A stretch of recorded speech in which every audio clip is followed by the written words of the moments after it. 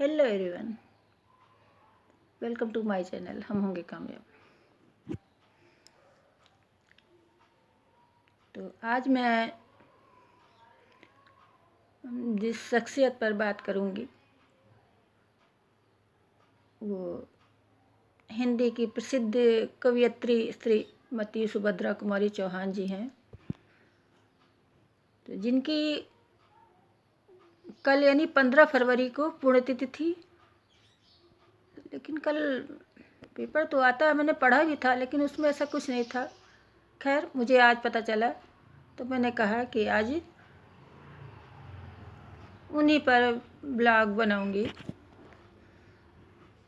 तो श्रीमती सुभद्रा कुमारी चौहान जी का जन्म 16 अगस्त सन 1904 में आगरा में हुआ था और उनकी मृत्यु 15 फरवरी 1948 में हुई थी। तो 15 फरवरी कल उनकी पुण्यतिथि थी। तो उनकी हम लोगों ने बचपन में सभी ने पढ़ी होगी कविता। वीर रस की उनकी मतलब बहुत प्रसिद्ध जो है कविता है, और जो हम सब ने पढ़ी है बचपन में, वीर रस की ओजपूर्ण कविता। तो मैं वो जो है कविता सुनाऊंगी। तो सिंहासन हिल उठे राजवंशों ने भ्रकटी तानी थी। सिंहासन हिल उठे राजवंशों ने भ्रकटी तानी थी। बूढ़े भारत में आई फिर से नई जवानी थी। सिंहासन हिल उठे राजवंशों ने भ्रकटी तानी थी। बूढ़े भारत में आई फिर से नई जवानी थी। गुमी हुई आज़ादी की कीमत सबने पहचानी थी। दूर फिरंगी को करने की सबने मन में ठानी थी। चमक उठी सन 57 में, चमक उठी सन 57 में वह तलवार पुरानी थी।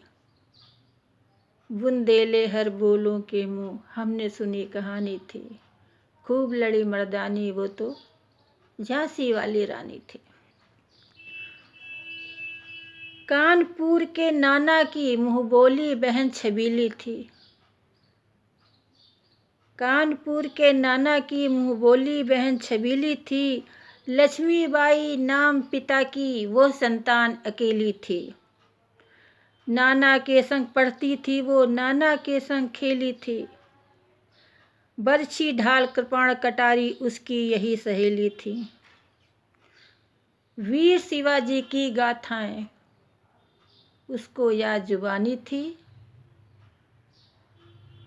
बुंदेले हर बोलों के मुँह हमने सुनी कहानी थी। तो ये वीर रस की सुंदर कविता, और ये कविता वीर रस की ओजपूर्ण बहुत लंबी है। उसमें से कुछ अंश मैंने पढ़े। तो एक महान कवियत्री थी, लेकिन चूँकि पिछले ब्लॉग में मैंने बताया है कि जीवन के साथ मृत्यु एक शाश्वत सत्य है, और उनका केवल 43 साल की उम्र में ही देहावसान हो गया था।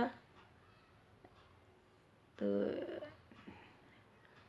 इसमें क्या किया जा सकता है।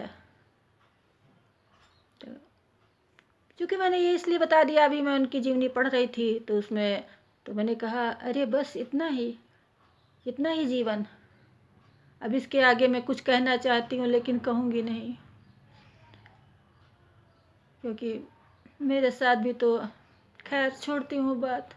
क्योंकि बातें करते हुए बहुत दुख पीड़ा होती है, तकलीफ़ होती है। तो बस इसी के साथ अपनी बात ख़त्म करती हूँ।